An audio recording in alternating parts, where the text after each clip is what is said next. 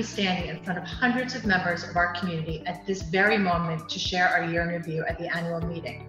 Like so many aspects of our daily life, this experience has shifted to the virtual. Over the past 3 months, we have heard the term new normal more times than we ever thought we ever would, and definitely more times than we ever needed. And I promise that this will be the last time I'm going to use it today. How do we define normal? Even in the best of times, our normal is ever changing. Only a few years ago, half the tools that have seamlessly been integrated into our lives didn't even exist. To focus on what we feel normal should be, or could be, or had been, is to do a disservice to the innovation, resilience, and growth that we have experienced each and every day. At JFCS, I am beyond proud of the innovation, resilience, and growth our staff, our board, and our agency as a whole have demonstrated during an unbelievably challenging time. But before we reflect on these past 78 days, that's right, it's only been 78 days since the statewide shutdown, I want to highlight what we've accomplished in those 287 days of this past year. Before quarantine, social distancing, and Zoom became part of the day-to-day vernacular, the agency was operating efficiently and effectively as a steady presence in our community. The counseling department, both the main Princeton office and Hightstown satellite location, supported community members who were struggling with a range of mental health concerns, from chronic anxiety, depression, and stress, to coping with past traumas and life changes. Our satellite office provided convenient support for the youth in Hightstown and maintained a strong relationship with the East Windsor Regional School District. Our counseling team also stepped in to comfort and counsel our community through traumatic losses. The senior service team cared for their clients, making regular home visits, serving as advocates in family and medical settings, and responding to their needs.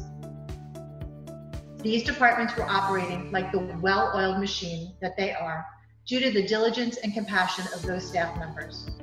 The effective management of the counseling and senior care management departments enabled both to seamlessly transition when COVID-19 took hold of our community. Life during quarantine has brought food to the top of everybody's mind, but long before we were facing the concerns over the availability, the accessibility, and the affordability of food, we at JFCS were addressing these obstacles for those in the community who do not have regular access to nutritional food. Without a doubt, the mobile food pantry has been the major JFCS headline of the year. I first shared this vision with you all 1 year ago today. From that moment, JFCS was committed to bringing this vital resource to the lives of those in Mercer County. Over the next 6 months, we identified the right partner to build our vision, consulted with them on everything from freezer space to shelving options to exterior design, developed new partners for future distribution sites, and raised the funds to make this dream a reality. The efforts to raise funds for the mobile food pantry plans coincided with an incredibly group of motivated women. They approached JFCS with a vision. The vision became the JFCS Women's Alliance. What originally began as a handful of women asking, how can we do more to address hunger in the community, became the foundation for a sustainable giving group to support JFCS food programs. In the inaugural year, we had 78 women agree to serve as founding members, with even more contributing to the Women's Alliance. The Women's Alliance served as one of our largest founding sponsors of the mobile food pantry. A significant part of the months of preparation for the mobile pantry were pop-up pantries. Pop-up pantries saw staff and volunteers packing up boxes and coolers with supplies of food from our pantry, loading up their cars and bringing it all to one of our community partner locations. Once there, the team would unpack and unload everything, organizing the supplies by food categories. Clients would come through the pop-up and shop based on their preferences and household size. The pop-ups were our way to establish new partnerships for the future mobile food distribution sites, refine our process for replicating the shopping experience inside of the on-site pantry, and understand where there was a need for this delivered pantry resource. In January, we welcomed community leaders, agency supporters, and funders of the mobile food pantry to our launch party. We were officially on the road.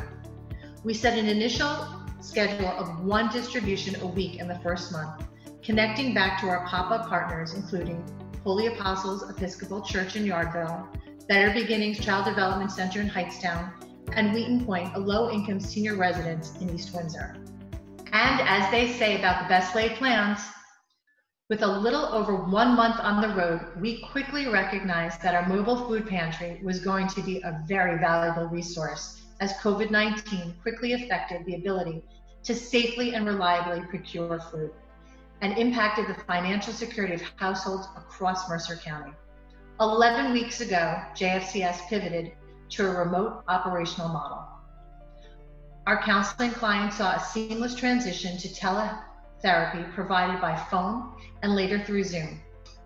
The clinical team stepped up further, immediately working to compose blogs and develop webinar content to disperse to the broader community. We recognize that the pandemic will have long-term effects on the mental health of all. Our counselors are poised to respond to an uptick in demand for counseling as we enter the next phase of the pandemic and reopening of businesses, schools, and more. We are connected to local health departments and county representatives to ensure frontline workers are aware of our services. Our clinical department recently hosted a virtual support group for the staff of Lifeties, a transitional housing organization supporting vulnerable youth, and will be providing similar programs for the staff of Better Beginnings. We have further expanded the reach of the counseling department with daily drop-in hours by phone. Any community member can call during these hours to connect with one of our counselors for guidance, advice, and skills for coping with the emotional and mental impact of COVID-19. Seniors are one of our most at-risk demographics during the pandemic, and it was clear that seniors would be more severely impacted by social distancing guidelines than anybody else. Our elderly clients are experiencing high levels of fear. From the start, JFCS geriatric care managers ramped up outreach to our existing clients.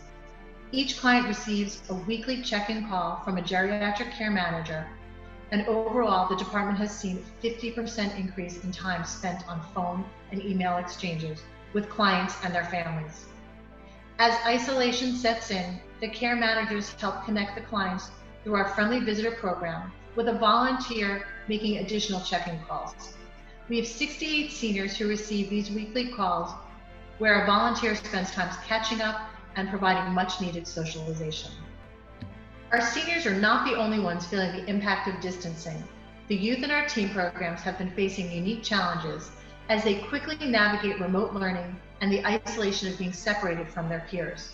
The coordinator of our team programs, the incredible Celeste Albert, recognized that our teams would need support tailored to their needs and initiated Zoom calls with our Gesher LaKesher and JCYF Foundation participants.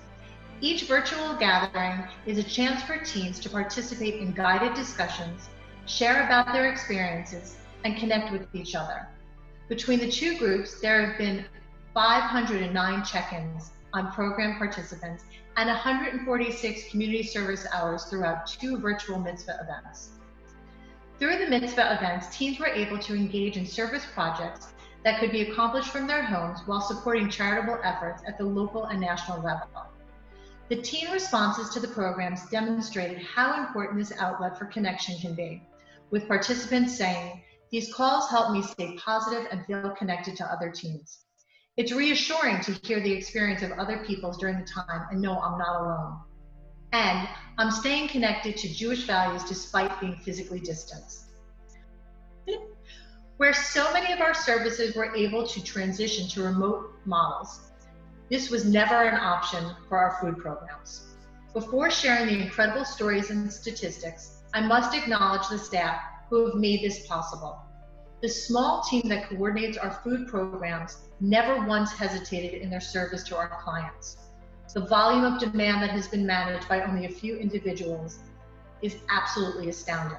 And I want to commend Beth Iglesias, Evelyn Hernandez, Debbie Henritzi, Val Wilson, and Eden Aronson for their commitment, dedication, and hard work. Our kosher cafe is now a grab-and-go model as low-income seniors turn to this resource 4 days a week to receive hot and nutritious meals. We are thankful for our partner Greenwood House, for being flexible from the early days of the shutdown in providing to-go packages for our staff to more easily prepare meals for our seniors. The cafe is currently serving 25 to 30 seniors each day, an increase from our previous attendance due to our usual guests coming more frequently and newcomers who have heard through the grapevine about the lunch that is being provided. Greenwood House also provides the meals for our Kosher Meals on Wheels program. Kosher Meals on Wheels provides 5 hot meals a week to homebound Jewish seniors. We are thrilled that we have now expanded that service through the funding and support of the Jewish Federation of Princeton Mercer Bucks. We can now provide 14 meals each to the 21 homebound seniors. The funding also supports further expansion to new seniors not originally included in the Kosher Meals on Wheels program. Our senior team identified 20 new clients, including many Holocaust survivors, to receive 7 meals a week. Our elderly clients are grateful to know they have reliable, nutritious meals that will be safely delivered to their doorsteps, eliminating the stress of securing pickup or delivery through a local store or having to venture out on their own. The Yvette Sarah Clayman Kosher Food Pantry, our brick and mortar pantry site, has seen more than double the amount of clients over these past few months. Under normal circumstances, the brick and mortar pantry site is open 4 days a month for scheduled shopping appointments and available for emergency access when needed. The pantry is now available 4 days a week with both open hours and appointments available as needed. While we cannot offer the same choice experience at this time, we are staying true to the focus on healthy foods by offering fresh produce sourced from local farms, frozen meats, and pre-packed bags of shelf staples. The saying, timing is everything, could not be more true of the launch of the mobile food pantry. As much as the on-site pantry has had to adapt to the increase in demands, our mobile food pantry has seen even more demands. The mobile food pantry has truly been a beacon of hope and a source of connection and collaboration within the community. Having the mobility to deliver packaged foods to partner locations across Mercer County has been critical during a time when regular resources are locked down and movement is so restricted. We've been able to maintain stops at our original locations while adding new partners, including housing sites for low-income seniors, individuals with disabilities, low-income families, and more. Shortly after school closings were announced, we reached out to the local health departments and school districts to let them know we were here for them. We have since partnered with both the East Windsor Regional School District and the West Windsor Plainsboro School District to provide supplemental groceries for their Title I families who are receiving grab-and-go meals that would normally be provided at school. In 11 short weeks, we have supported nearly 3,000 individuals across Mercer County through the on-site and mobile food efforts. An unexpected crisis tests organizations, and the current situation has tested every aspect of JFCS. Our agency has demonstrated adaptability and fortitude in the face of the challenges, and even shown that we can expand the reach and capacity of our programs under difficult circumstances. In a normal year, I would now provide a roadmap for what is next for JFCS. But when there is an ever-changing variable at local, state, and federal levels, JFCS is just not certain what lies ahead in the coming weeks, months, and years. But what we do know is that JFCS will continue to deliver our programs at full capacity, utilizing technology and protocols that protect the health of our staff, volunteers, and clients.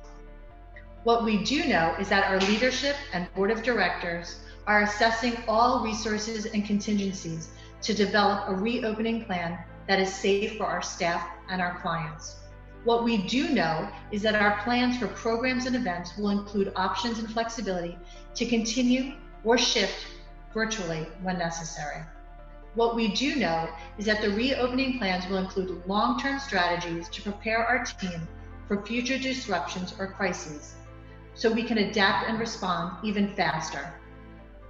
In uncertain times, I am confident in our agency, our staff, and our board to continue adapting and delivering our promise of health, hope, and healing.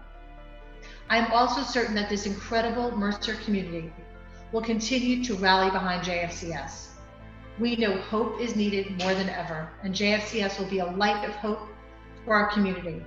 We understand that the healing process will be ongoing long after we have weathered this storm, and JFCS will be there in each phase. And if you are inspired to help, know that your contributions are worth even more to each individual, each team, each family, and each senior we support. Thank you for being a part of our family. We hope that you stay safe and healthy in the months to come.